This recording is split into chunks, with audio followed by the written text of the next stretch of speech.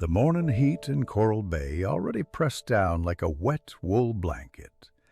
Though the sun had barely cleared the palm trees lining Hibiscus Avenue, our ice carrier, let's not burden him with a name, for he could be any of the thousands who hauled frozen blocks through America's sweltering summers, wiped his forehead with a cloth that had been clean 2 hours ago. 4:30 in the morning, and the temperature clung to 80 degrees. He stood in the vast warehouse of the Coral Bay Ice House, watching Miguel Santos and 3 other young men slide the 100-pound blocks down wooden ramps. The ice came from the machines that ran all night, freezing layer upon layer of water pumped from wells west of town.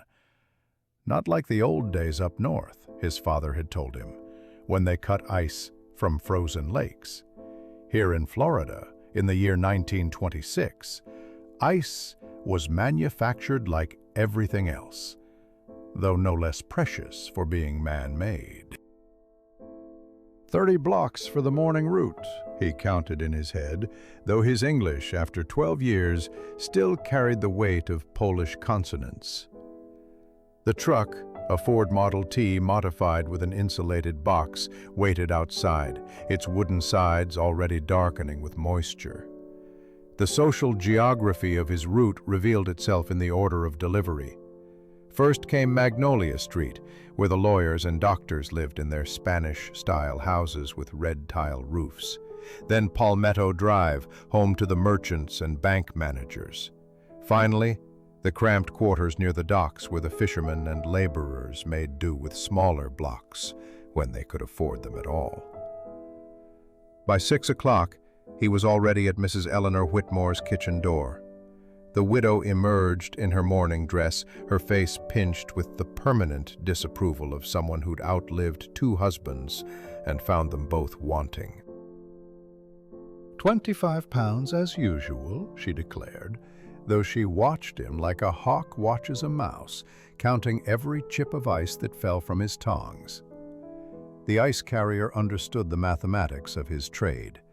£25 would last her 2 days in this heat, keeping her milk from souring, her meat from spoiling. The electric refrigerators were coming. He'd seen them in the windows of Morton's appliance store. But at $300, they remained dreams from most of Coral Bay's residents. "Have you heard about the new machines?" Mrs. Whitmore asked, as if reading his thoughts. "They say within 5 years, men like you will be obsolete." He only nodded, hefting the ice with practiced ease. Let her talk. The rich always predicted the future as if they owned it too. But Vincent Toretti owned more of Coral Bay's present than anyone cared to admit. The gang. He knew that Judge Morrison, pillar of Methodist rectitude, kept bottles of Canadian whiskey hidden behind his law books. "You see everything, but they don't see you," Anna had said to him last week. The boarding house owner's daughter possessed the kind of intelligence that made her beautiful beyond her modest features. 26 years old, unmarried by choice rather than circumstance, she spent her evenings reading to whoever would listen in the boarding house parlor.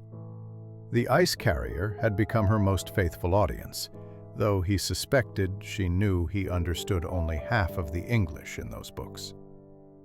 Last night, she'd read from Melville, something about the whiteness of the whale, how it terrified precisely because it meant nothing and everything at once.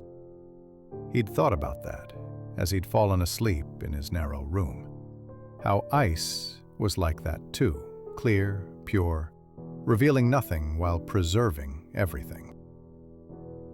By noon, his shirt was soaked through, and he'd covered only half his route. The Reverend Patterson flagged him down outside the First Baptist Church, wanting an extra delivery for the church social that evening. Then came the houses on Oleander Street, where Toretti's lieutenants lived in gaudy comfort, their lawns too green for the drought that plagued the rest of Coral Bay. The ice carrier had learned to be invisible in these places, to lower his eyes and move with the quiet efficiency of machinery. These men were dangerous the way a sleeping alligator was dangerous, best left undisturbed. Their wives, though, were different. They watched him with a hunger that had nothing to do with desire and everything to do with escape.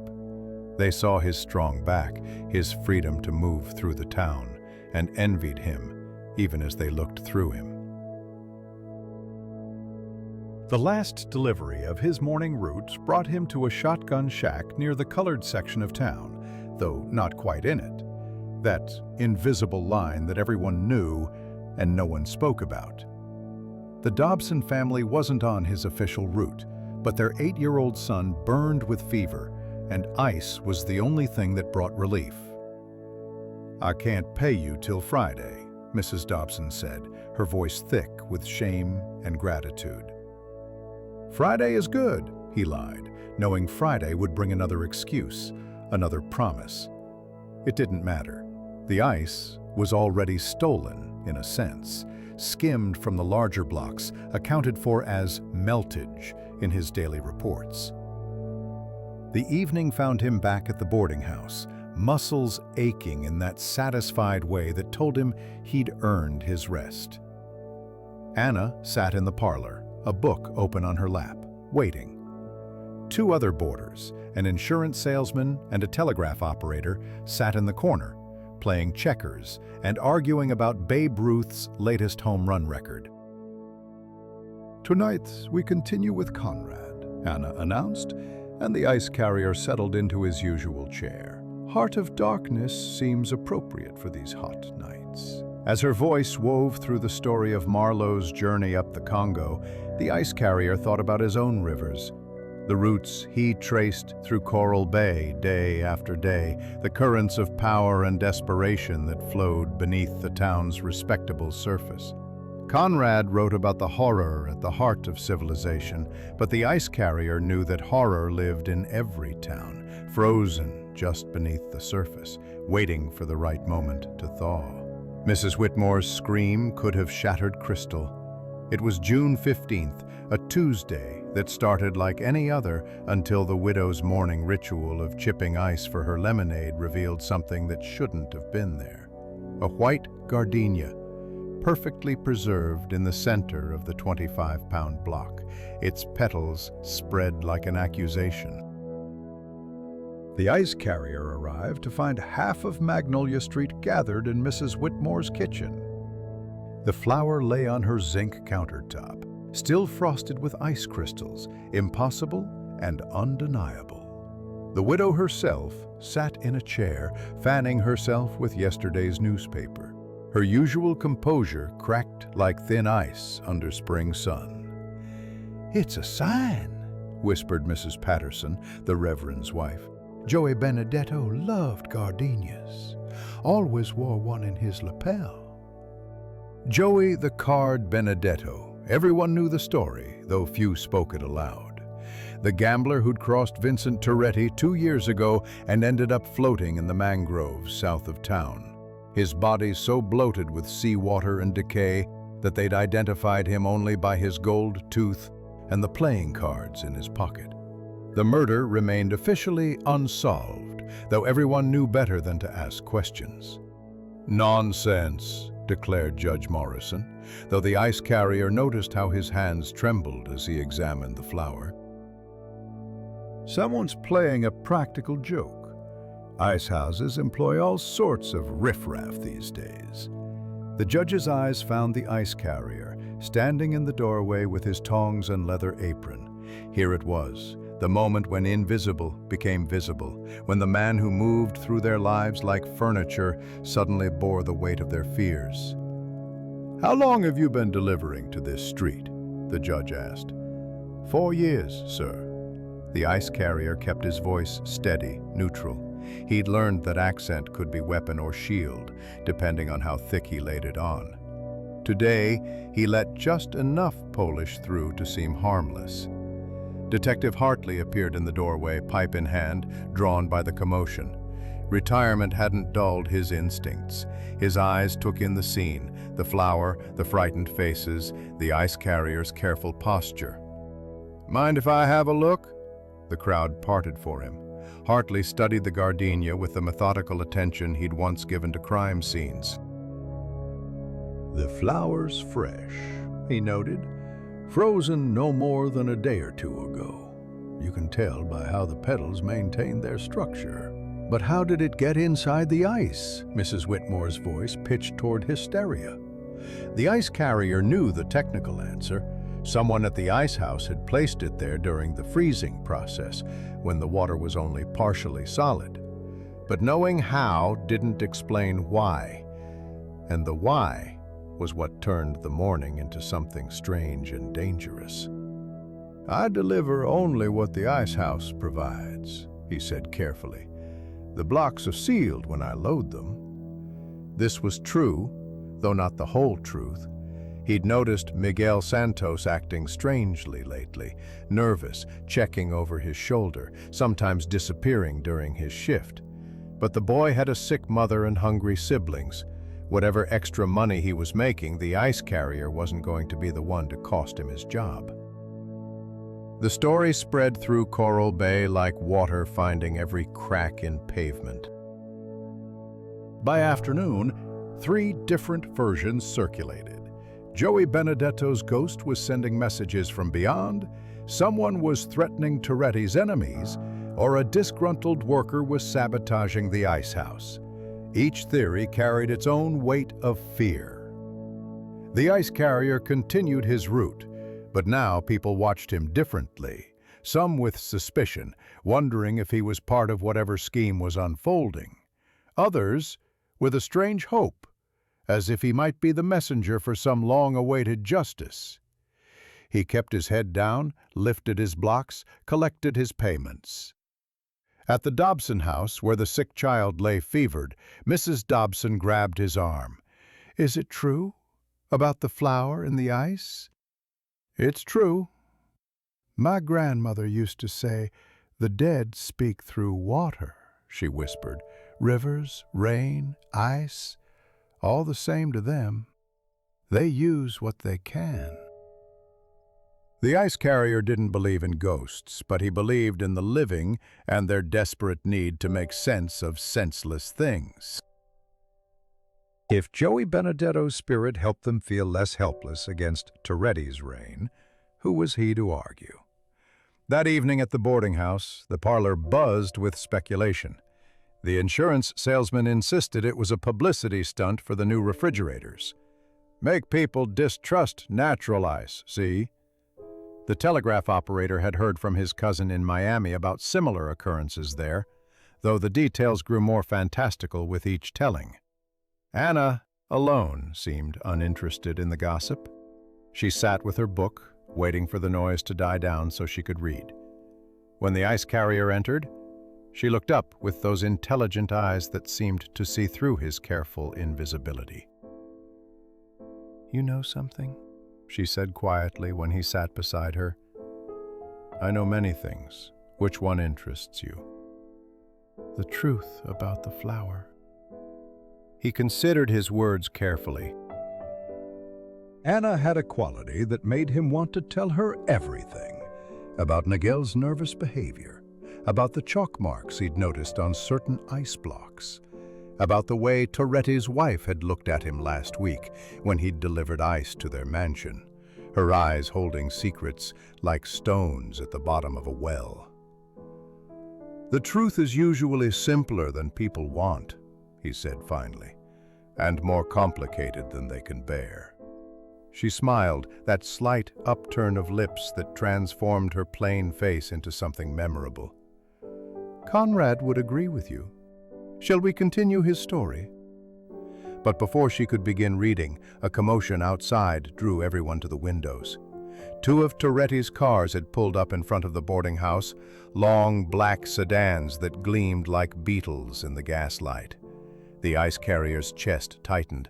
Had someone seen him talking to Miguel? Had his questions at the ice house been reported? The men who emerged weren't coming for him, though. They walked past the boarding house to the Western Union office next door, where the telegraph operator's cousin worked the night shift. Through the thin walls, they could hear raised voices, though not the words. 10 minutes later, the cars drove away, leaving the street darker for their passing. "They're scared," Anna observed. "Whatever's happening with the ice, it's made them nervous." The ice carrier thought about this as he prepared for bed in his small room. Vincent Toretti, who controlled judges and police, who ran rum past federal agents, who had killed Joey Benedetto in broad daylight and walked free. He was worried about a flower frozen in ice. Outside, a mockingbird sang its stolen songs, each melody borrowed from another bird, transformed into something new. The ice carrier understood that bird. He too had learned to mimic the sounds around him, the deference of service, the ignorance of the immigrant, the simplicity of the laborer. But underneath, like water freezing slowly in the icehouse machines, something else was forming. He thought about Mrs. Toretti, trapped in that mansion on Oleander Street. Her husband kept her like he kept everything, as property, as symbol of his power. The ice carrier had seen the bruise on her wrist last week, purple-green, like a gardenia rotting in the heat. She'd noticed him noticing and had pulled her sleeve down quickly, but something had passed between them in that moment, recognition, maybe, or the shared understanding of those who knew what it meant to be owned. Tomorrow he would return to the ice house before dawn, would watch Miguel more carefully, would pay attention to which blocks were marked with chalk and which were clean.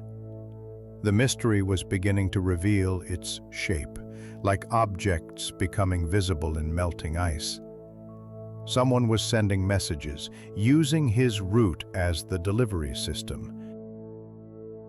The question was whether he would remain merely the carrier or become something more. Judge Morrison's housekeeper found the playing card on June 20th, frozen dead center in a 50-pound block, like evidence presented to a jury that didn't exist.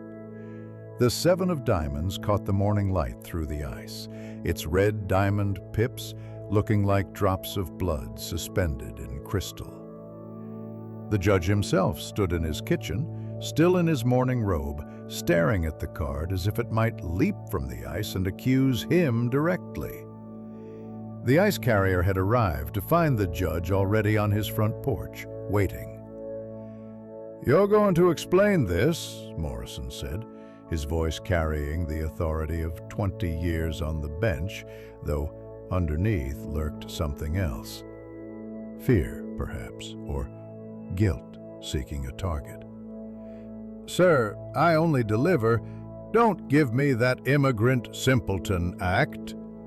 The judge's face flushed red despite the morning cool.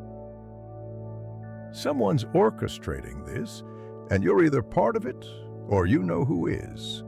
The ice carrier set down his tongs carefully, buying time to think. He'd checked the blocks that morning at the ice house, running his hands over their surfaces, looking for the telltale chalk marks. This one had been marked just like Mrs. Whitmore's. Someone was selecting specific houses, specific recipients. The pattern was becoming clear, though its meaning remained clouded. "Perhaps you should speak with Mr. Toretti," the ice carrier suggested quietly. "These houses receiving the strange ice, they all have connections to him." Morrison's face went from red to white in the span of a heartbeat. "What are you implying?" "I imply nothing, sir. I only observe." The judge retreated into his house without another word, but the ice carrier knew the conversation was far from over. Morrison had been the judge at Joey Benedetto's inquest, the one who'd ruled the death accidental, despite the bullet hole in Joey's skull. Everyone knew Toretti owned him, but knowing and proving were different creatures entirely. 5 days later, on June 25th, the third discovery shook Coral Bay's foundation like an earthquake's first tremor. Reverend Patterson himself pulled the brass shell casing from his ice, the metallic cylinder glinting like a golden tooth in a skull's smile. This time, the ice carrier wasn't present for the discovery, but he heard about it within the hour. News traveled through the service networks faster than through any newspaper. The Reverend had performed Joey Benedetto's funeral service, had stood over the closed casket, closed because of the body's condition, everyone whispered, and spoken about redemption and justice deferred to the afterlife. Now he sat in his church, the shell casing on his desk like a confession he couldn't quite voice. The ice carrier found Detective Hartley that afternoon sitting on his porch despite the crushing heat, observing the street with those patient eyes that retirement hadn't dulled. The detective nodded as the ice carrier approached with his delivery. "Interesting times," Hartley said, puffing his pipe. "3 houses, 3 messages. Gardenia for beauty lost, 7 of diamonds for luck run out, shell casing for violence done. Someone's writing a story in ice." "Stories melt," the ice carrier observed, hefting the block, "but memories don't. Someone wants us to remember Joey Benedetto. Question is, why now?" The ice carrier had been wondering the same thing. 2 years had passed since the murder. Why resurrect it now? He thought about Miguel's nervous energy, about the chalk marks, about the way certain blocks were set aside in the ice house's back corner. The boy was involved, but he wasn't the author of this story. He was another carrier, like himself, moving messages he might not fully understand. That evening, the ice carrier returned to the ice house after his official shift ended, claiming he'd left his backup tongs. The night crew was smaller, just 2 men monitoring the freezing machines, and Miguel, who startled when he saw the ice carrier enter. "Working late?" the ice carrier asked in Spanish, knowing Miguel would relax hearing his native tongue. "My mother needs medicine," Miguel replied, his young face etched with worry lines that belonged to someone twice his age. "The extra hours help." The ice carrier watched as Miguel moved between the forming blocks, occasionally bending to examine them closely. When the boy thought no one was looking, he slipped something small into one of the partially frozen blocks, quick, practiced, like a magician's sleight of hand. "Dangerous magic you're performing," the ice carrier said quietly. Miguel froze, his hand still extended over the ice.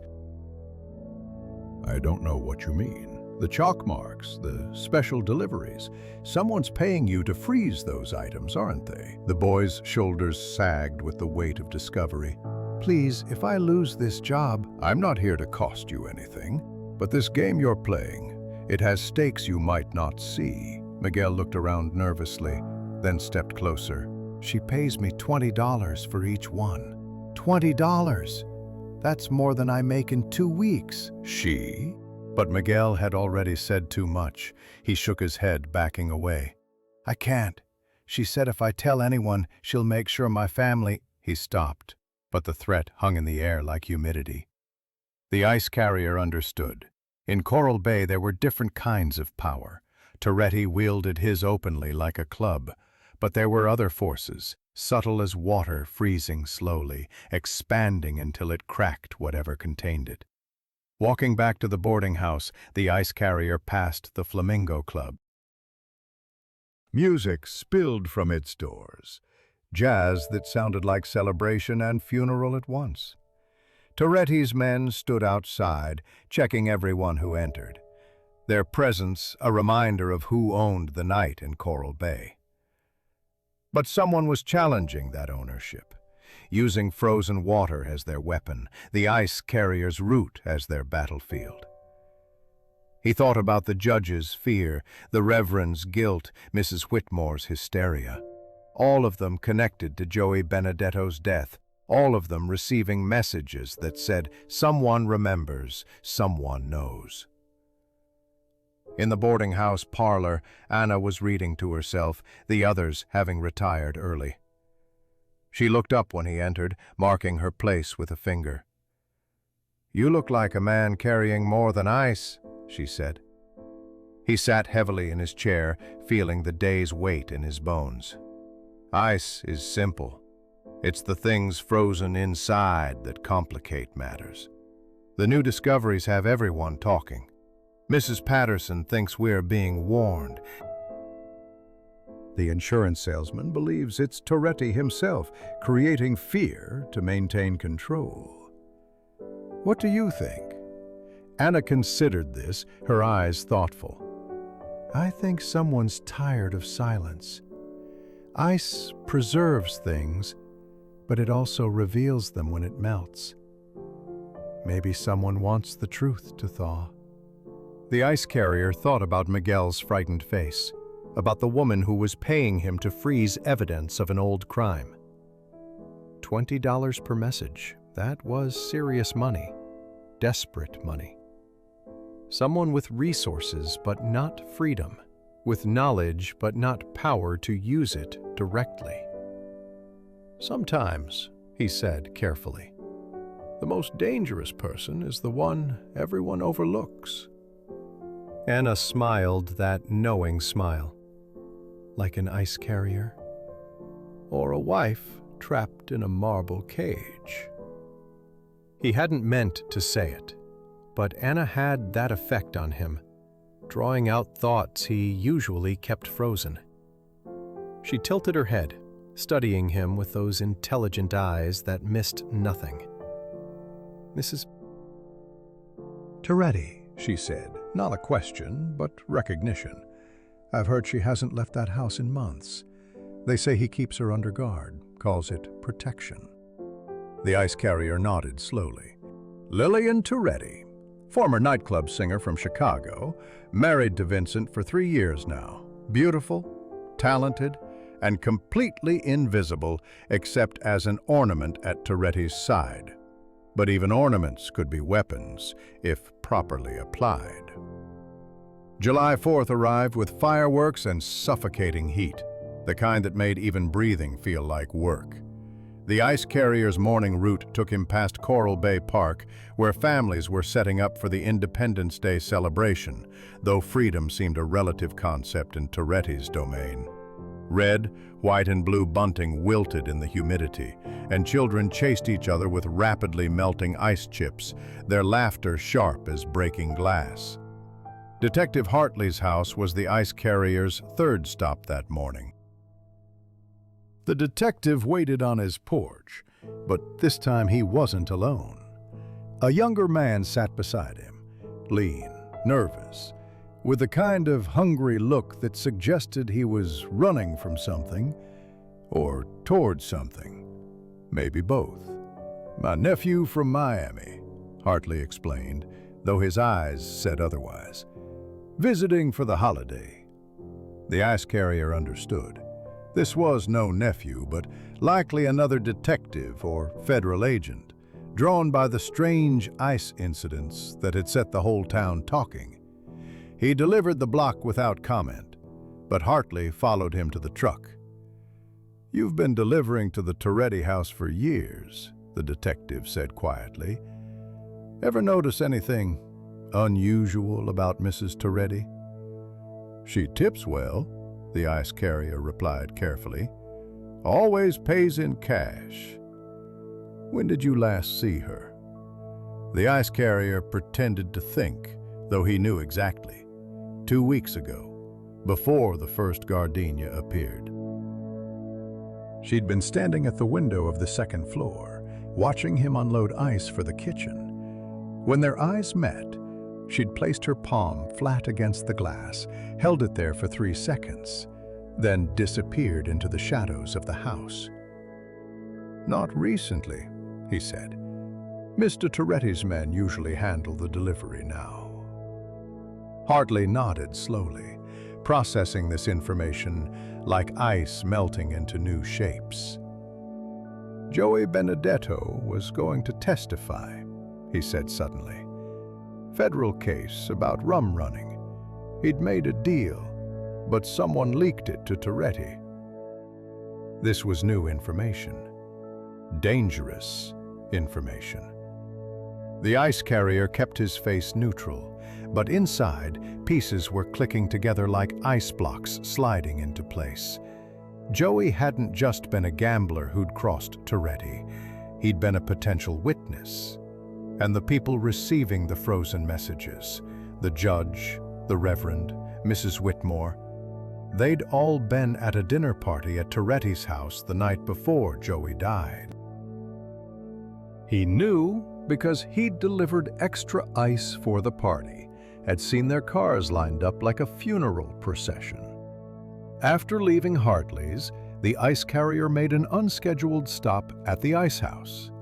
The July 4th skeleton crew meant fewer eyes watching. He found Miguel in the back corner, sitting on an upturned bucket, staring at nothing. "We need to talk," the ice carrier said in Spanish. Miguel looked up, his young face aged by worry. "I can't stop. She'll destroy my family. She's not the one you should fear. If Toretti discovers what you're doing, you think I don't know?" Miguel's voice cracked. "But $20. My mother's medicine costs $12 a week. What choice do I have?" The ice carrier sat on a block of ice, feeling the cold seep through his work pants. "Tell me how it started." Miguel glanced around, then began speaking in rapid, quiet Spanish. 6 weeks ago, a woman approached me at the market, beautiful, sad, wearing a veil like she was in mourning.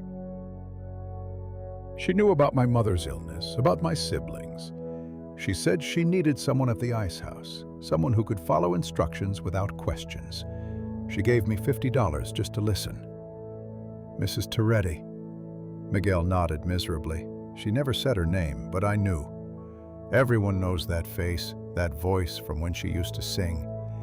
She gave me a list of addresses, specific dates, and he pulled something from his pocket, a small leather pouch. These things to freeze. She said it was a game, a treasure hunt for the rich people. But after the first one, when Mrs. Whitmore screamed, I knew it was more. "Why didn't you stop?" I tried. But she sent one of her husband's men, at least I thought it was her husband's man, to remind me about my obligations. He knew my sister's school schedule, my brother's route home from work. Miguel's hands trembled. But here's the strange thing. The man seemed almost apologetic, like he didn't want to threaten me but had to. The ice carrier considered this. Lillian Toretti, trapped in her house, had somehow built a network, found leverage, orchestrated this elaborate message system. But why? What did she gain from resurrecting Joey Benedetto's ghost? "The next item," the ice carrier asked. "What is it?" Miguel pulled out a small brass key. "Tomorrow's delivery for Detective Hartley's ice." A key. The ice carrier turned it over in his mind. After the gardenia, the playing card, the shell casing, now a key. Each item told part of a story, but the key suggested something else, a solution, an opening, a way forward. "She's not playing games," the ice carrier said slowly. "She's building a case. Each piece of evidence delivered to someone who was involved in covering up Joey's murder. She's making them remember, making them nervous." "But why through ice?" The ice carrier almost smiled. "Because ice melts. If discovered, the evidence disappears. If successful, it's preserved just long enough to be found. And who suspects the ice delivery? We're invisible." That afternoon, The ice carrier attended the Independence Day celebration, standing at the edge of the crowd, watching the town pretend at normalcy. Vincent Toretti held court near the bandstand, shaking hands with the mayor, laughing with the police chief. His men formed a subtle perimeter, their presence like a fence made of fear. But Toretti's confidence seemed forced. He kept checking his pocket watch, scanning the crowd, his smile never reaching his eyes. The ice carrier wondered if he'd heard about the latest discoveries, if he suspected his wife's involvement, if he felt the ice of certainty beginning to crack beneath his feet. Anna appeared at his elbow holding 2 glasses of lemonade. You look like a man watching a play where he knows the ending.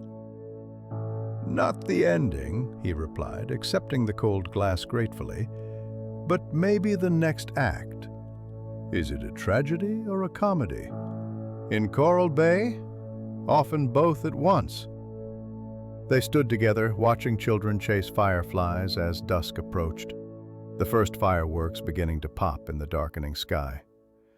The ice carrier thought about Miguel, scared but desperate, about Lillian Toretti, imprisoned but fighting, about Detective Hartley, retired but still hunting for justice.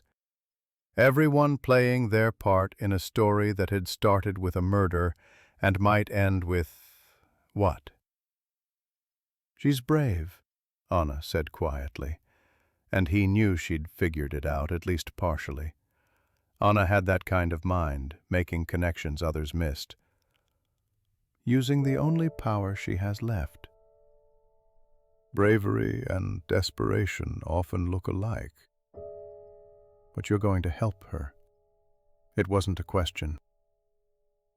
Anna knew him well enough to understand that his cautious exterior hid someone who couldn't walk away from others' suffering. He'd been helping the Dobsons for months, skimming ice for their sick child.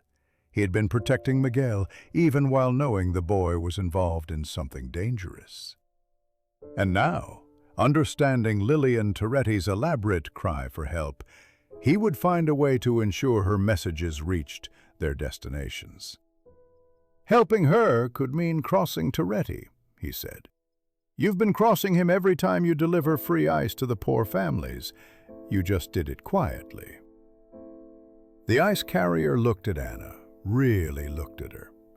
In the fading light, with the fireworks beginning to paint the sky, she seemed both ordinary and extraordinary, like ice that was both common and precious, depending on the weather. After this is over, he began, but she stopped him with a gentle hand on his arm. Let's see what melts first, she said. The ice or the fear that keeps this town frozen? The key appeared in Detective Hartley's ice on July 5th, just as Miguel had predicted. But the ice carrier wasn't there to witness Hartley's reaction. He was standing in the servants' entrance of the Toretti mansion, summoned by Vincent Toretti himself. The gangster's study looked like what a rich man thought power should look like.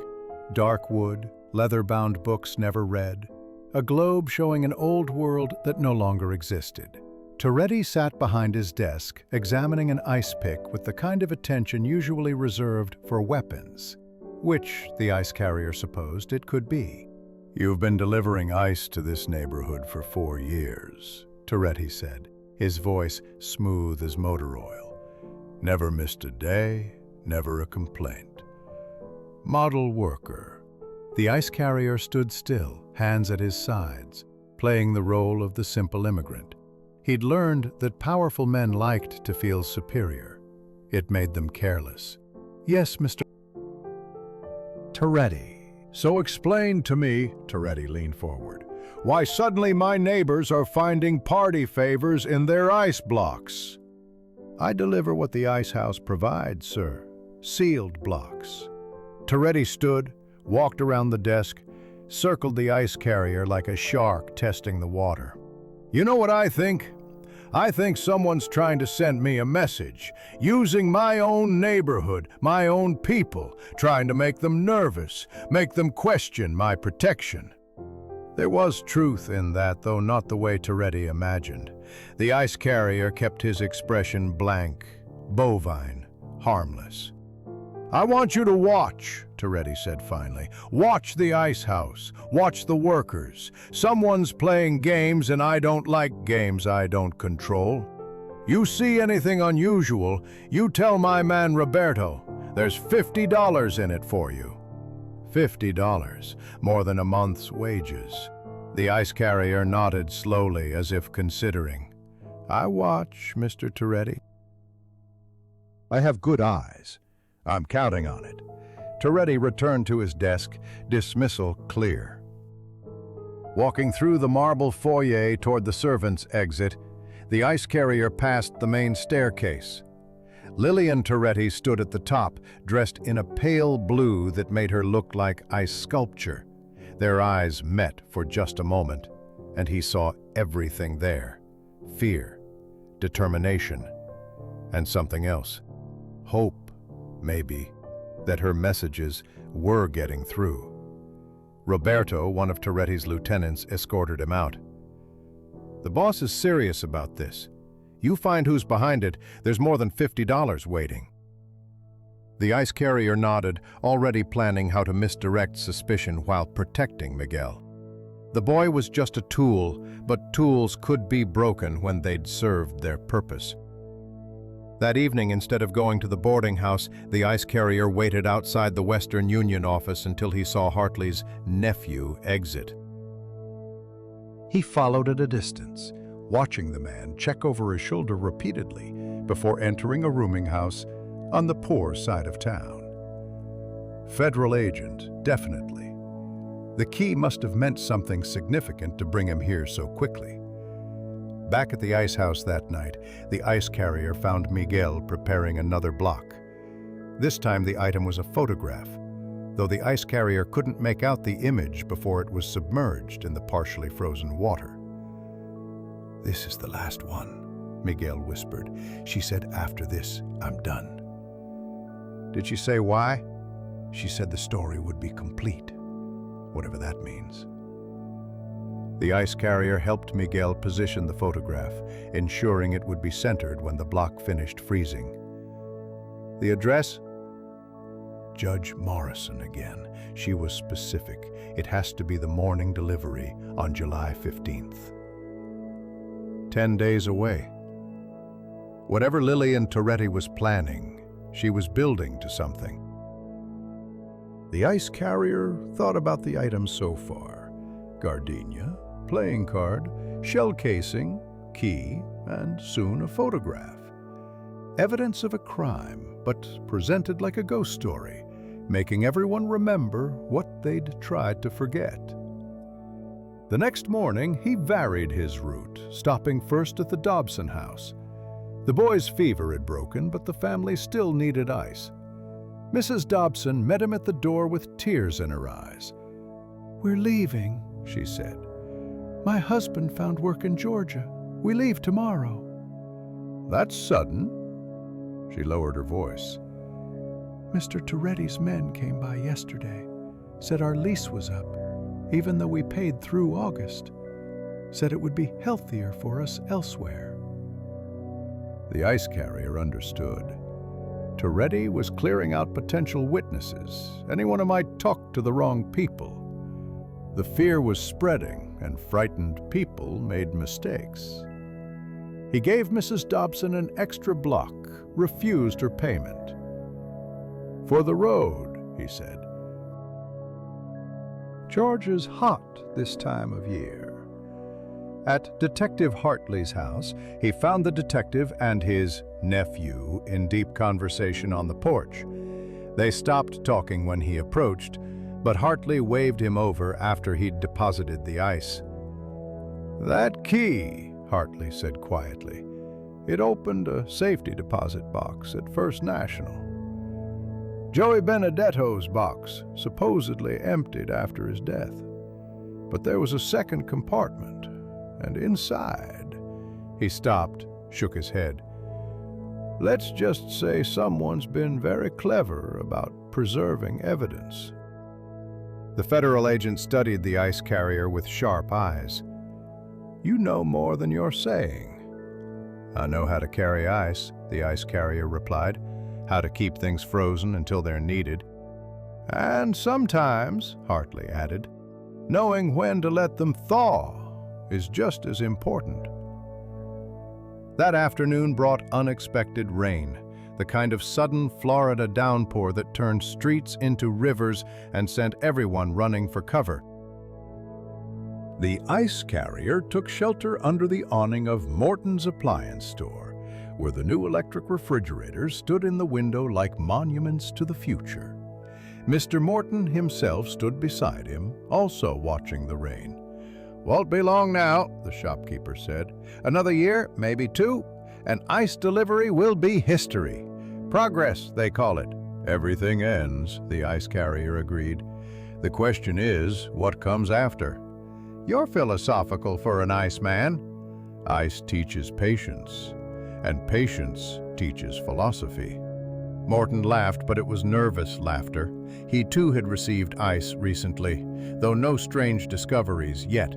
The whole town was on edge, waiting for the next revelation, the next piece of the puzzle. When the rain cleared, the ice carrier continued his route, but he noticed Roberto following him in one of Toretti's cars. Not subtle, but then subtlety wasn't the point. This was a reminder that he was being watched, that his promise to Toretti was expected to bear fruit. At the boarding house that evening, Anna was teaching the telegraph operator to play chess. She looked up when the ice carrier entered, something urgent in her expression. "We need to talk," she said, abandoning the game. She led him to the small garden behind the house, where the evening jasmine made the air heavy with perfume. "Mrs. Toretti came here today," she said quietly, veiled, with 2 bodyguards, but I recognized her voice. "She asked for you." The ice carrier's chest tightened. "What did she want?" "She left this." Anna pulled out a small envelope. "Said you'd understand." Inside was a single line in elegant handwriting. "The photograph will show the truth, but truth needs a voice. Be ready." He understood. The final piece of evidence would be damning, but evidence alone wasn't enough. Someone would need to act on it, and Lillian was asking him to ensure it reached the right hands. She was trusting him with the culmination of her elaborate plan. "It's dangerous," Anna said, reading his face. "Whatever she's asking." "Everything in Coral Bay is dangerous, even standing still." Anna took his hand, her fingers cool despite the warm evening. "Then don't stand still, but don't stand alone either." The morning of July 10th brought Toretti himself to the ice house. The ice carrier was loading his truck when the black Packard pulled up, disgorging the gangster and 3 of his men. Workers scattered like roaches when light hits them, but the ice carrier continued his methodical loading, each movement deliberate and calm. "Still no word on our problem?" Toretti asked, lighting a Cuban cigar despite the early hour.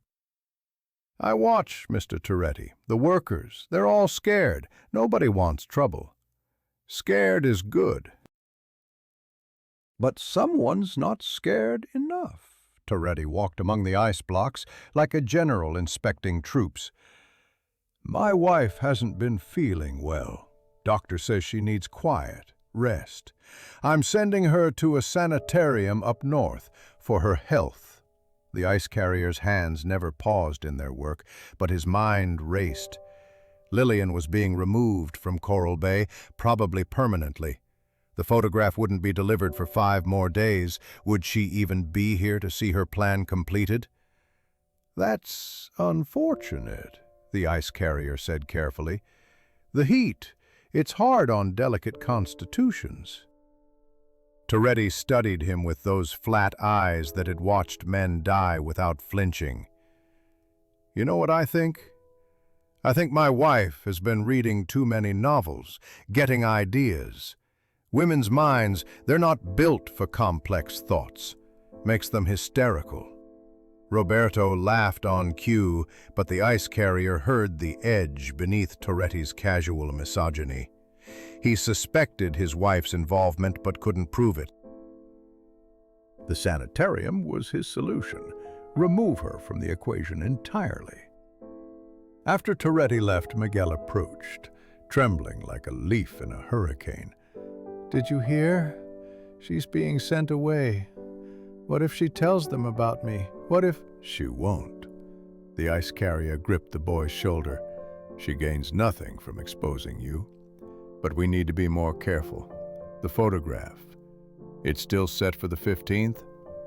Already frozen in block number 47. I marked it with blue chalk instead of white.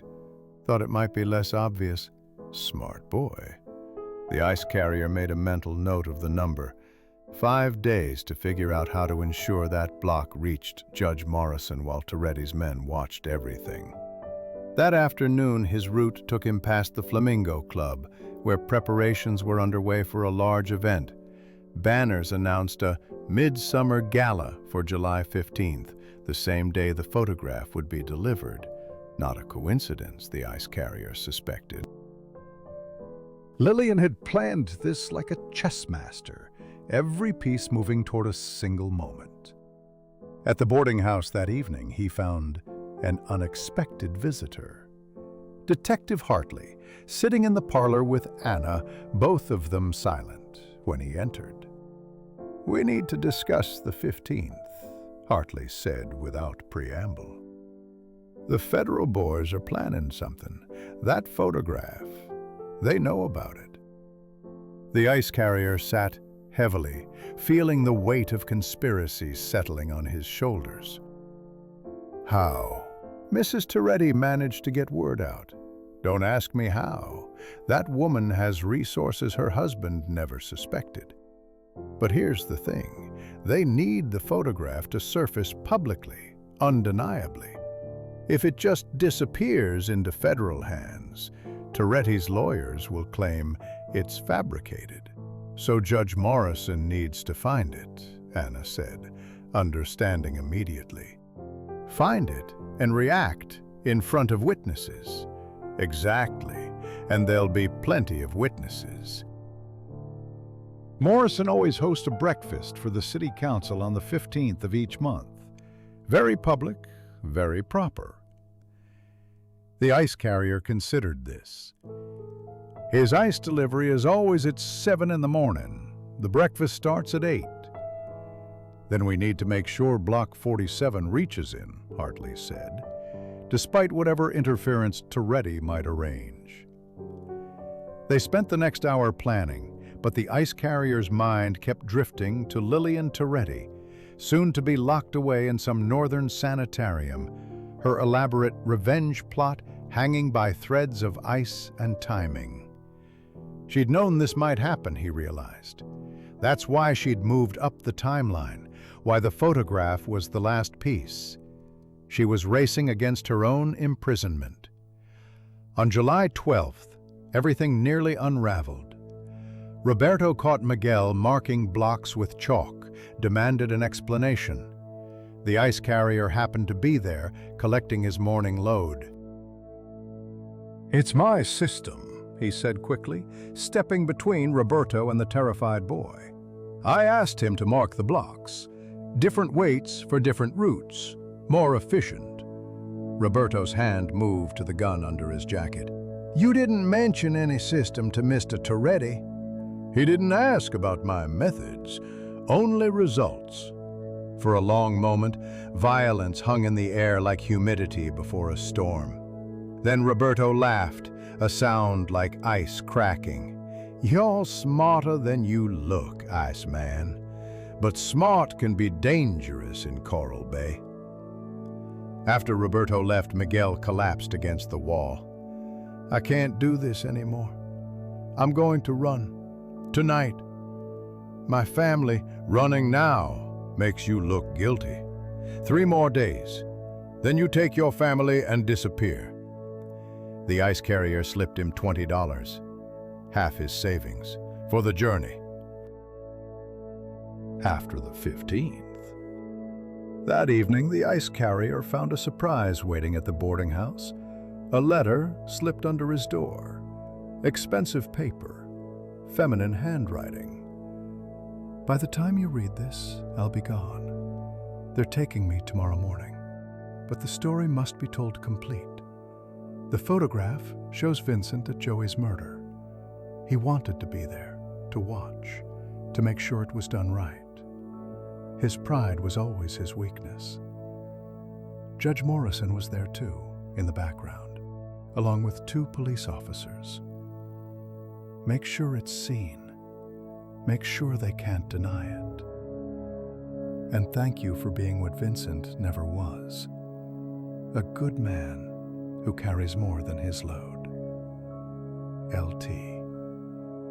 The ice carrier burned the letter immediately, but the words remained like afterimages. Tomorrow, she'd be gone, locked away where her voice would be silenced. But her message, frozen in ice, would speak louder than any scream. July 14th passed in a haze of tension. The ice carrier made his rounds, watching Roberto follow him at a distance, feeling the town hold its breath. At the ice house, he checked Block 47. Still there, the photograph dimly visible through the ice like a face underwater. Miguel had already fled in the night with his family, leaving only empty space where his fear had been. That evening, the federal agent appeared at the boarding house, no longer pretending to be Hartley's nephew. Tomorrow morning, we'll have men positioned around Morrison's house. The moment he reacts to that photograph, we move in. But we need him to see it first, to recognize what it means. He'll see it, the ice carrier promised. But what about Toretti? Let us worry about him. You just deliver the ice. Easy to say for a man with a badge and federal authority. The ice carrier would be delivering more than ice tomorrow. He'd be delivering justice that had been frozen for 2 years, waiting for the right moment to thaw. Anna found him on the boarding house's small porch, watching stars appear in the darkening sky. She sat beside him without speaking for a long while. After tomorrow, everything changes, she finally said. Change was always coming. Electric refrigerators, remember? The future doesn't need ice carriers, but it needs men who do what's right, even when it's dangerous. He thought about Lillian Toretti, already on a train heading north, her body imprisoned, but her plans still in motion. Sometimes, the bravest thing is knowing when to let go, when to trust others to carry what you started. July 15th dawned copper-hot, the sun a threat more than a promise. The ice carrier arrived at the ice house at 4 in the morning to find Roberto already there, leaning against Toretti's Packard, smoking in the darkness. The message was clear. Today, everything would be watched. Block 47 sat exactly where it should be, the blue chalk mark barely visible in the dim light. The ice carrier loaded it onto his truck with 20 others, his movements mechanical, betraying nothing. His hands, after years of practice, could have done this work while his mind slept. But today his mind was sharp as the ice pick at his belt, calculating angles and alternatives. "Big day," Roberto said, approaching. "Mr. Toretti wants me to ride along, make sure everything goes smooth." The ice carrier nodded, unsurprised. "Always room for one more." They drove through empty streets, the truck's engine loud in the pre-dawn quiet.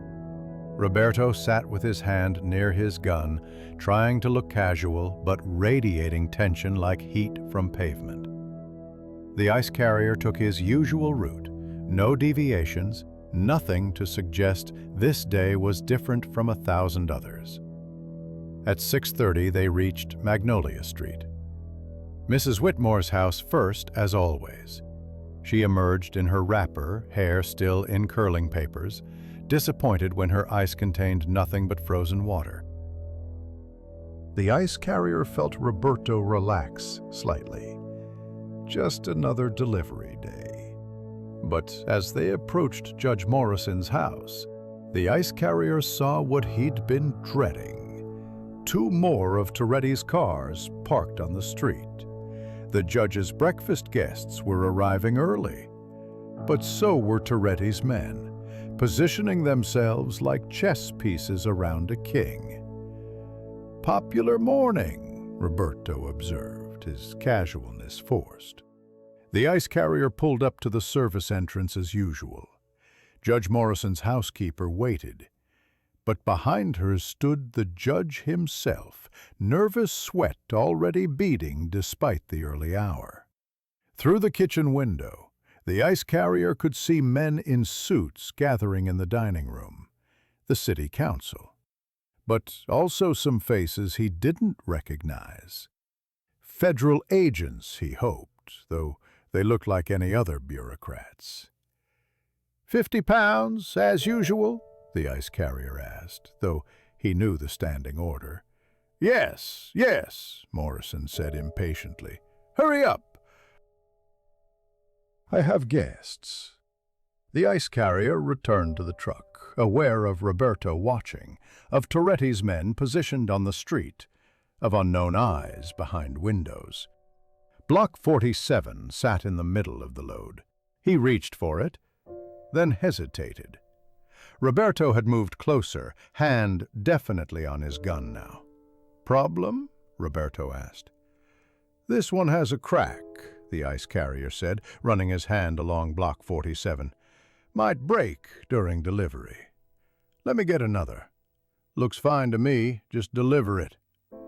The moment balanced on a knife's edge, pushed too hard, and Roberto would know something was wrong, accept too easily, and the plan would succeed, but his involvement would be obvious. The ice carrier had spent years being invisible. Now he had to remain so while standing in the spotlight. "As you say," he replied, hefting the block with his tongs. "Customer can complain if it breaks." He carried Block 47 through the kitchen, past the nervous judge to the icebox. The housekeeper had already removed yesterday's remains, leaving space for the new block. As he positioned it, the ice carrier could see the photograph through the ice, slightly distorted but visible. A man with a gun, another man falling, faces clear enough despite the frozen barrier. "There's something in that ice," the housekeeper exclaimed, peering closer. Morrison pushed her aside, stared at the photograph, and his face went white as fresh ice. "Dear God," he whispered, then louder, "Dear God, it's true." The dining room erupted. Men pushing into the kitchen, voices raising, someone calling for the police. Roberto shoved past the ice carrier, saw the photograph and reached for his gun. But federal agents were already moving, badges appearing like magic tricks, weapons drawn with professional speed. "Nobody move!" The federal agent who'd pretended to be Hartley's nephew stood in the doorway, his authority filling the room like water finding its level. Roberto's hand froze halfway to his weapon. The ice carrier stepped back, making himself small, insignificant, just a laborer caught in rich men's drama. But Morrison pointed at him with a shaking finger. "He brought it! He's been bringing all of them. The gardenia, the card, everything." "I deliver ice," the ice carrier said simply. "I don't put things inside it." "He's working with someone," Roberto snarled. "Mr. Toretti knew something was wrong." "Vincent Toretti is being arrested as we speak," the federal agent interrupted, "along with 12 members of his organization. That photograph shows him murdering Joey Benedetto. with Judge Morrison and 2 police officers as witnesses, officers who've already agreed to testify in exchange for reduced sentences. Morrison collapsed into a chair, his breakfast guests backing away from him like he had a disease. Roberto made a calculated decision and ran, but he didn't get far. More agents waited outside, ready for runners. The ice carrier stood in the chaos, still holding his tongs, water from the melting ice pooling at his feet. The federal agent approached him. "You knew," the agent said quietly. Not an accusation, but an observation. "You knew what was in that ice." "I deliver what the ice house provides," the ice carrier repeated. "But sometimes a man notices things, patterns, and sometimes he makes sure the right ice reaches the right place at the right time." The agent studied him for a long moment. "Mrs. Toretti sends her thanks. She thought you'd understand what needed to be done."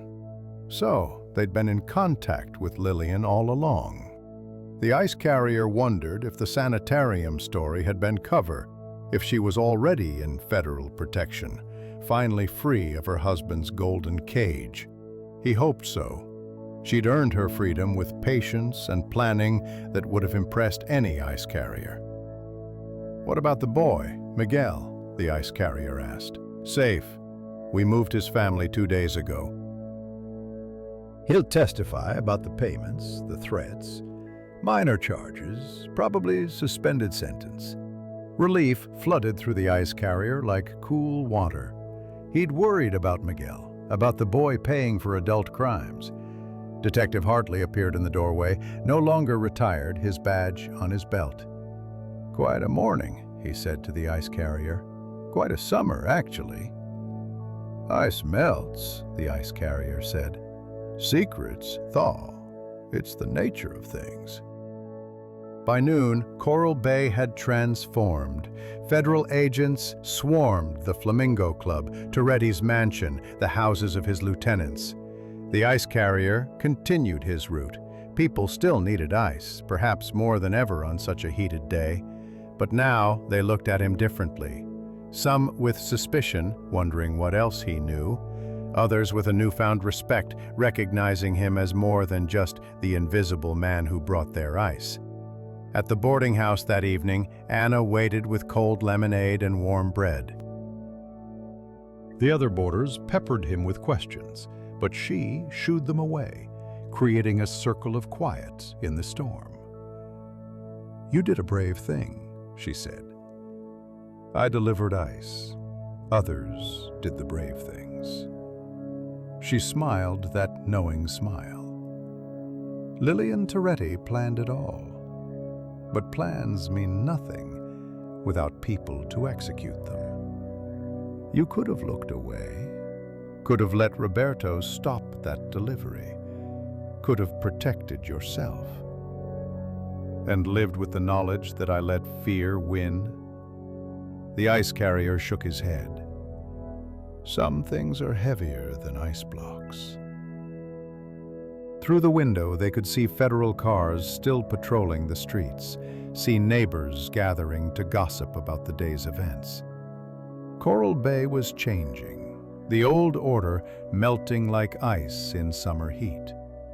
But the ice carrier knew that new orders would form, new men would seek power, new corruptions would freeze into place.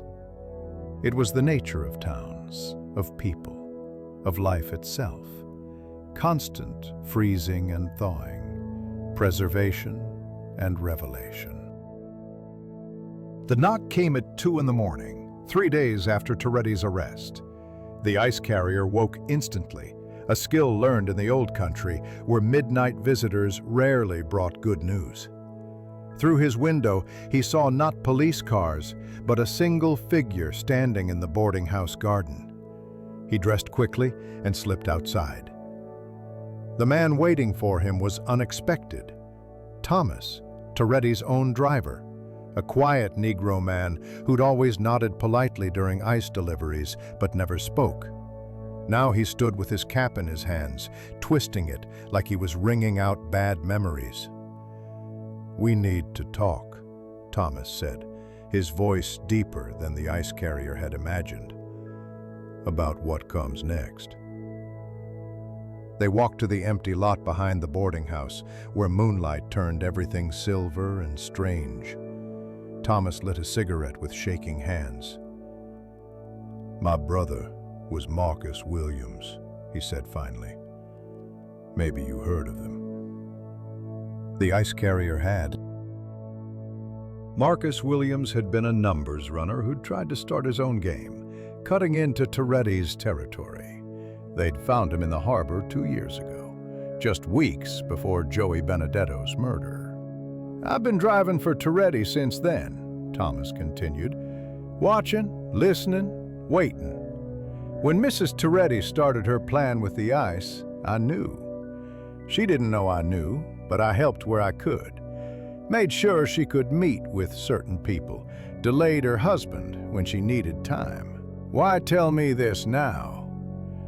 Because Toretti's arrest isn't the end. His lieutenant, Castellano from Tampa, he's coming to take over. Meaner than Toretti, smarter too. And he knows you were involved. Roberto lived, talked before the Federals got him." The ice carrier felt ice form in his stomach despite the warm night. He'd hoped the danger had passed with Toretti's arrest, but of course it hadn't. Nature abhors a vacuum, and crime abhors one even more. "There's something else," Thomas said. "Mrs. Toretti left something for you before they took her away. Really took her to safety. She gave me this." He handed over a small cloth bag heavy with coins. The ice carrier didn't need to count to know it was substantial, probably enough to leave Florida, start over somewhere else. "She said you'd earned it, said you'd know what to do." The ice carrier weighed the bag in his hand, thinking. Running made sense, but he thought about Anna, about the boarding house that had become home, about the routes he'd carved through Coral Bay like a river carving canyons. "What will you do?" he asked Thomas. "I'm leaving tomorrow. Family in Detroit. Automotive plants hiring. But first, there's one more thing that needs doing." Thomas pulled out a small ledger. This was in Toretti's safe. Records of every bribe, every payment to police and judges. "The Federals got most of the evidence, but they don't know this exists. Why not give it to them? Because some of those names are still in power, will stay in power. But maybe someone needs to know. Someone who moves through town like water, who sees everything, but is seen by nobody." The ice carrier took the ledger, understanding the weight of what was being given. Information was currency, but it was also responsibility. Knowing who was corrupt meant deciding what to do with that knowledge. The next morning brought news that surprised no one who understood Coral Bay's ecosystem.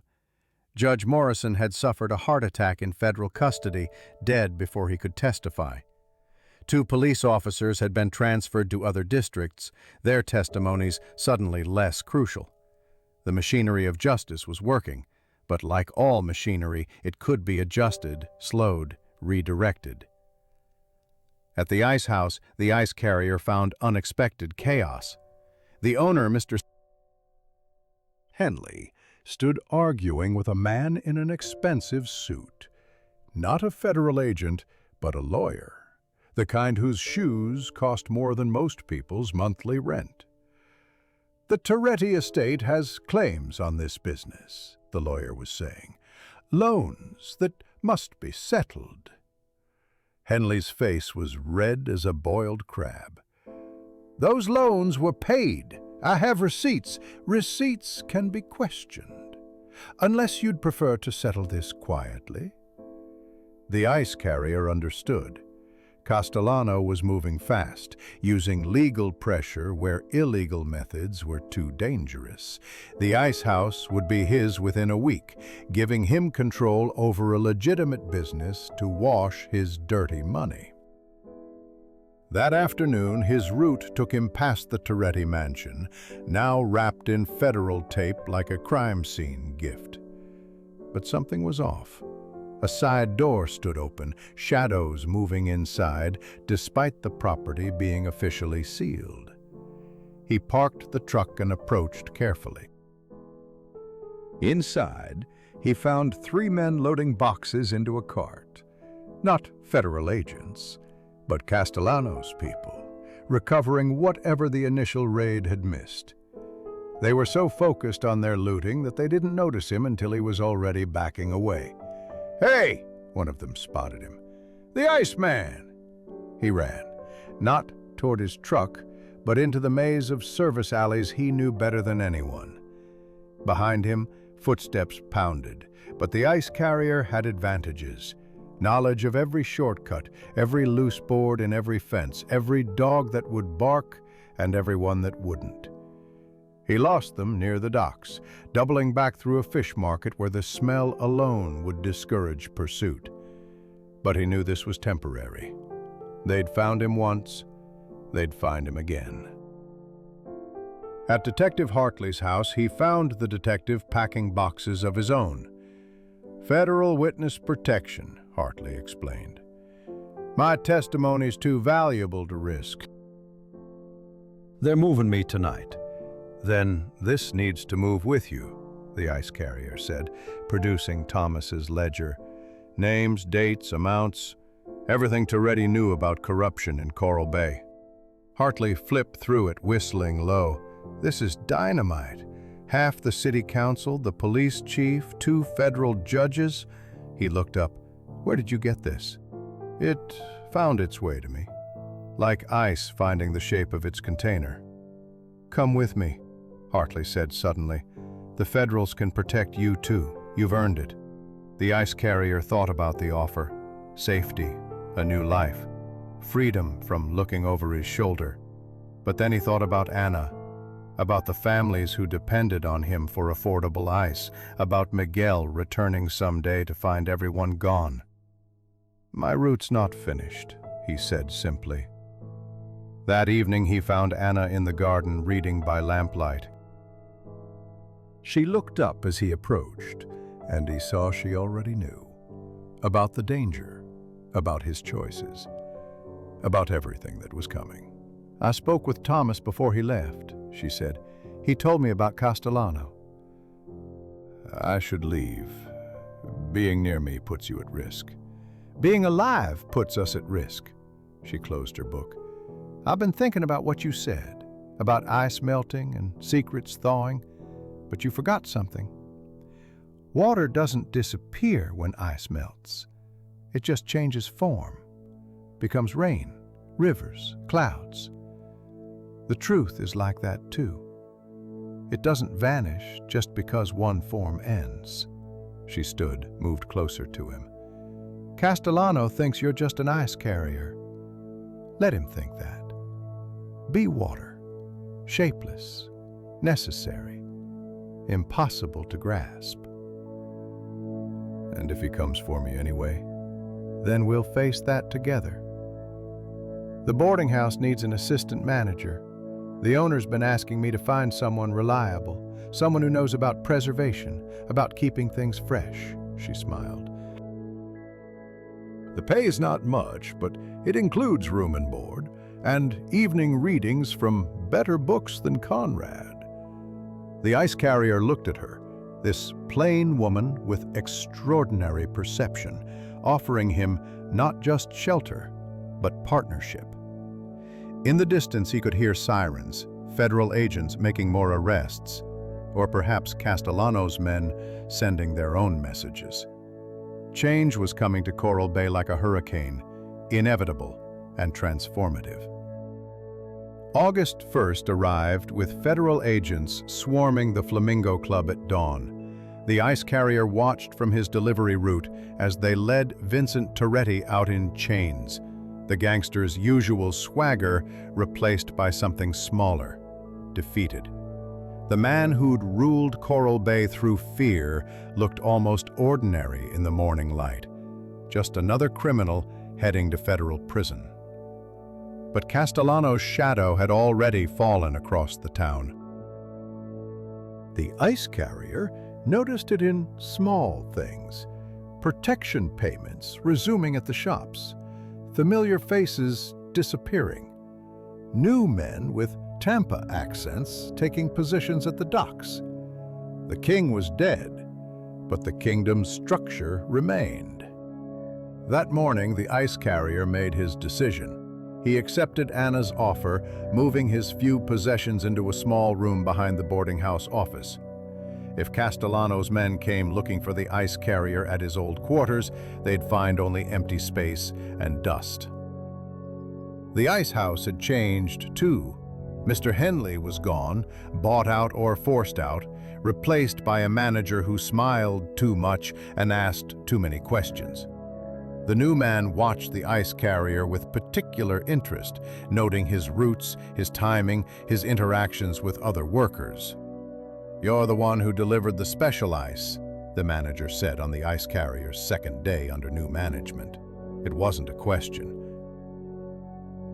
"I deliver all ice," the ice carrier replied, maintaining his careful simplicity. "Mr. Castellano appreciates loyalty, also appreciates knowing who can be trusted." The threat was subtle but clear. The ice carrier nodded, loaded his truck, continued his route. But now he varied his patterns slightly, never enough to draw attention, but sufficient to make tracking him harder.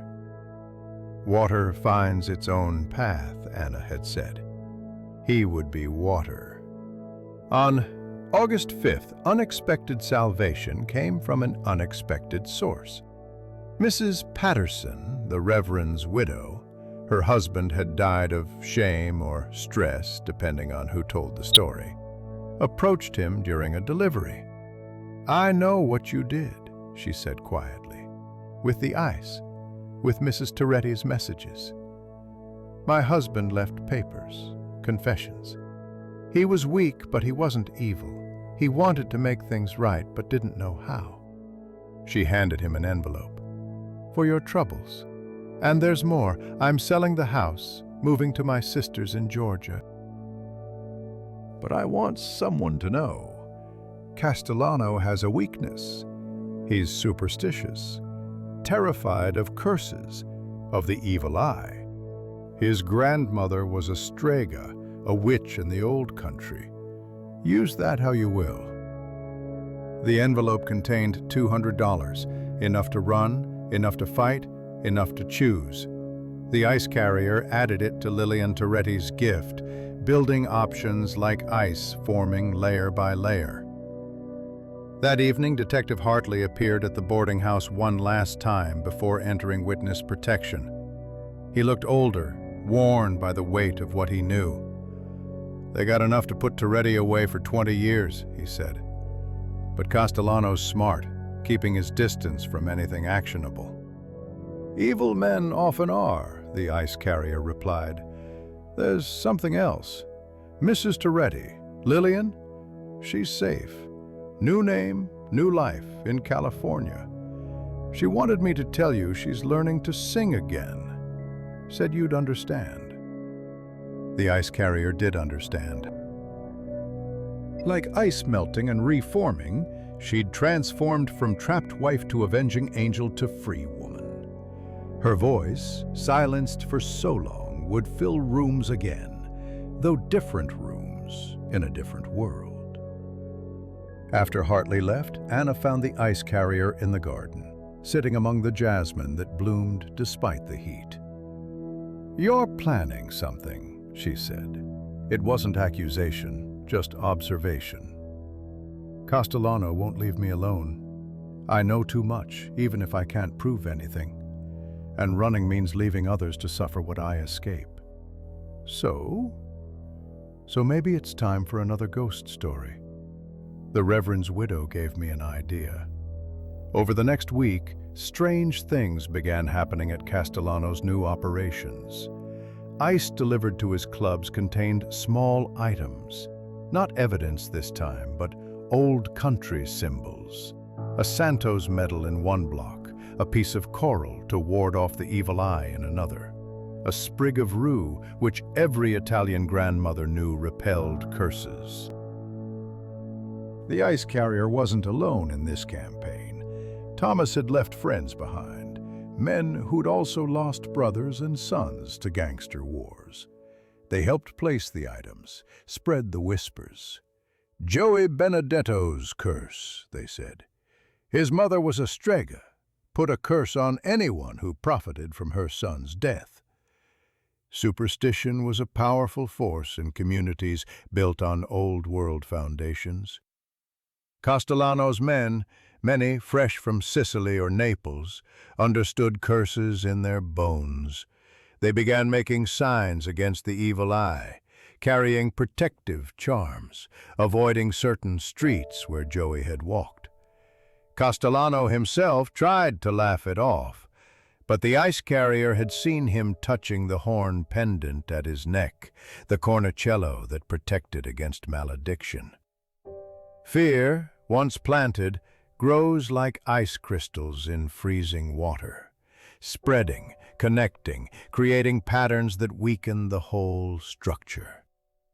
On August 15th, everything accelerated. Federal agents, acting on information from the ledger the ice carrier had provided through Hartley, arrested 6 members of the city council and 2 police captains. Castellano's protection network crumbled overnight.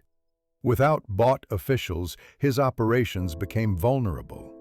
The ice carrier was making his morning delivery to a house near the docks when Roberto appeared, not dead as rumored, but scarred and angry. He had a gun, and this time no federal agents were watching. "You cost me everything," Roberto snarled.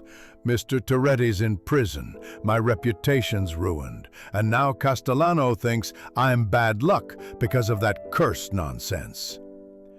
The ice carrier stood still, ice tongs in his hands, calculating distances and chances. But before either could move, Anna emerged from behind Roberto, the boarding house's ancient shotgun steady in her hands. "Drop it," she said simply. Roberto laughed. "You won't shoot." "Nice girls don't." The blast took off his hat and a good portion of the fence behind him. Roberto dropped his gun, his face white as fresh ice. "I read a lot," Anna said conversationally, the gun still pointed at Roberto's chest. "Adventure stories mostly. They're very educational about anatomy and ammunition." Police sirens wailed in the distance. Someone had heard the shot. Roberto ran, leaving his gun in the dirt. He wouldn't be back. Men who ran from librarians with shotguns rarely recovered their reputation. "You followed me," the ice carrier said to Anna. "Partners watch out for each other, didn't you know? We're partners now.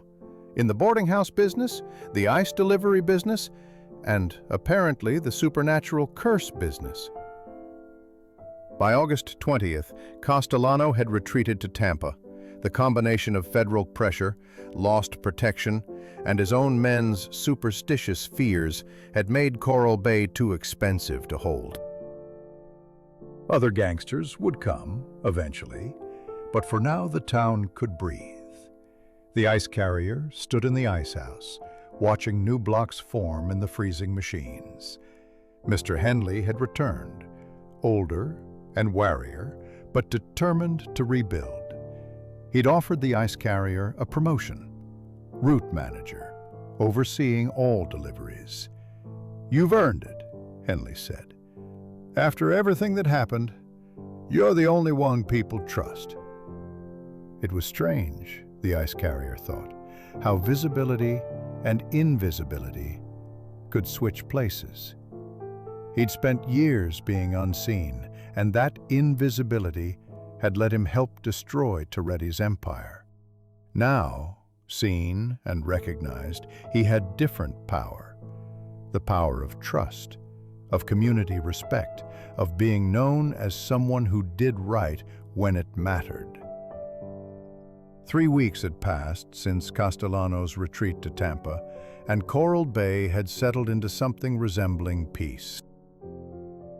The ice carrier, though perhaps we should call him the route manager now, stood in the doorway of Morton's appliance store, watching them install another electric refrigerator, the 5th one this week. The future was arriving one humming box at a time. "Give it 2 years," Morton said, standing beside him. "Maybe 3. Then ice delivery becomes history, like gas lamps and horse carriages." The ice carrier nodded, unsurprised. He'd known this was coming since the first time he'd seen those machines, known his trade was melting away like ice in summer sun. But knowing something ends doesn't diminish its importance while it lasts. That evening, August 20th, the boarding house parlor was fuller than usual. Word had spread that Anna was reading from a new book, Hemingway, just published, about Americans lost in Europe after the war. But the ice carrier suspected they came for more than literature. They came for community, for the safety of shared space after a summer of fear and revelations. Miguel was there, surprisingly.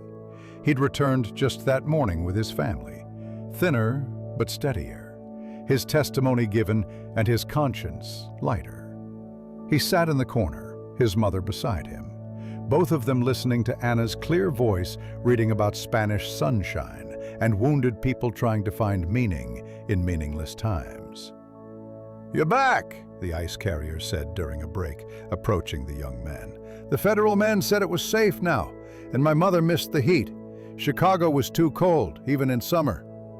They stood in comfortable silence, 2 men who'd shared danger and survived it. Finally, Miguel spoke again. "I heard about everything that happened. The curse, Castellano leaving, Roberto running from Miss Anna with a shotgun." He smiled slightly. "You did more than just deliver ice. We all did what we could with what we had. You were brave to help Mrs. Toretti, knowing the risk. I was desperate, not brave. There's a difference, not as much as you'd think." The evening deepened, and guests gradually departed, leaving only Anna and the ice carrier in the lamp-lit parlor.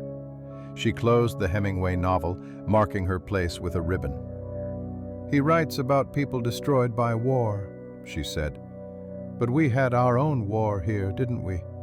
Just smaller, quieter, fought with ice and symbols instead of bullets and bombs." "All wars are the same war," the ice carrier replied, thinking of the ledger's names, the corrupt officials who'd enabled Toretti's reign. "Just fought on different scales." They sat in companionable silence, listening to the night sounds of Coral Bay, distant music from the reopened clubs under new, more careful management, the whistle of a late train, the eternal chorus of crickets and tree frogs that made Florida nights into symphonies. "I received a letter today," Anna said eventually, "from California." No return address, but the handwriting was familiar. Lillian Toretti, free and far away. The ice carrier wondered what she'd written, what words could capture her journey from trapped wife to architect of her husband's downfall. "She thanked us," Anna continued, said knowing there were good people willing to help gave her courage to act. "She's singing in a small club in San Francisco under a new name. She sounds happy." "Happiness earned through suffering has a different quality," the ice carrier observed. "Like ice is colder when the day is hottest." Anna smiled at that, the expression transforming her face as it always did. "You're quite the philosopher for a route manager." "Ice teaches patience. Patience teaches observation. Observation teaches philosophy. It's a natural progression." They talked until late, about books and ice, about the boarding house's future and the town's recovery. The ice carrier told her about the electric refrigerators multiplying across town, about the inevitable end of his profession. "So what will you do," she asked, "when the ice routes end?" He'd been thinking about this. The money from Lillian and Mrs. Patterson, carefully saved, could start a different business. The boarding house was expanding. Anna's management had made it profitable, and they'd been discussing adding a small restaurant, a lending library, maybe even a community center. "Communities need gathering places," he said, "places where stories are told, where people become visible to each other. Ice brought me into homes, let me see how people really lived. Maybe there are other ways to serve that same purpose." "The Coral Bay Community House," Anna said, testing the words. "With a reading room, a small cafe, meeting spaces for clubs and societies. Run by a Polish ice carrier and a librarian with a shotgun. Run by two people who understand that communities are like ice. They need constant tending to maintain their shape, but they're stronger than they appear." Outside, a mockingbird began its midnight concert, cycling through stolen songs. The ice carrier thought about Joey Benedetto, whose death had started this strange summer's events. The gambler was still dead, but his murder had brought down an empire, freed a trapped woman, revealed corruption that had frozen the town in fear. Sometimes justice came in unexpected forms, delivered by unexpected people. The next morning, the ice carrier made his routes as usual, but everything felt different. Not ending, but transforming. The ice he delivered would soon be replaced by electric coils and compressed gases. But the connections he'd made, the trust he'd earned, the community he'd helped protect, those would remain. At the Dobson house, returned from Georgia, he delivered ice to the family whose child had recovered. Mrs. Dobson pressed extra payment into his hand, though he tried to refuse. "For all the times you brought ice when we couldn't pay," she insisted. "Kindness earns interest, just like cruelty earns revenge." At Judge Morrison's former house, now sold to a young doctor from Jacksonville, he left ice for new residents who knew nothing of gardenias frozen in accusation. The past lived on in memory, but the present demanded its own attention. And at Detective Hartley's empty bungalow, still for sale, he paused. A cardinal sat on the porch rail where Hartley used to smoke his pipe, red as blood, red as justice, red as the sunrise painting Coral Bay in shades of possibility. The ice carrier, the route manager, the future community organizer, the man who'd helped topple a criminal empire with frozen water and patient observation, continued his rounds. In 2 years, maybe 3, these routes would end. The trucks would be sold, the ice house would close or transform into something else. But for now, on this August morning in 1926, ice was still needed. People still required preservation, cooling, the service that turned summer from unbearable to merely uncomfortable. And he would provide it, as he'd provided more than ice all summer. He'd been a carrier of justice, of messages, of hope that corruption could melt and truth could surface. The sun climbed higher, and the ice began its daily transformation from solid to liquid, from formed to formless. But that was the nature of things, the ice carrier knew. Everything changed form eventually. The trick was ensuring that when the melting came, what remained was worth preserving. That evening, in the boarding house parlor, Anna began a new book. "Fitzgerald," she announced, "about a man who built his whole life on an impossible dream." The ice carrier settled into his chair, feeling the satisfying ache of honest work in his shoulders. Around him, the boarding house residents gathered. Miguel and his mother, the telegraph operator, new faces drawn by the promise of story and community. "We all build on dreams," he said quietly to Anna before she began reading. "The question is whether we build on ice or stone." "Perhaps both," she replied. "Ice for the dreams that need to melt and reform. Stone for the values that endure." She began to read about green lights and impossible distances, and the ice carrier closed his eyes, listening. Tomorrow would bring more ice to deliver, more changes to navigate, more challenges to meet. But tonight, in this room full of neighbors becoming friends, with Anna's voice weaving stories of other times and places, he felt the deep satisfaction of a man who'd found his place in the world's great freezing and thawing, who'd learned that sometimes the most powerful thing you could do was simply to carry what needed carrying, to preserve what needed preserving, and to let melt what needed to disappear. The story of the ice carrier's summer was ending, but like ice becoming water, becoming clouds, becoming rain, it was really just transformation. And transformation, he'd learned, was the only constant in the endless cycle of delivery and discovery that made life worth living in the heat and corruption and unexpected beauty of Coral Bay, Florida, in the year 1926.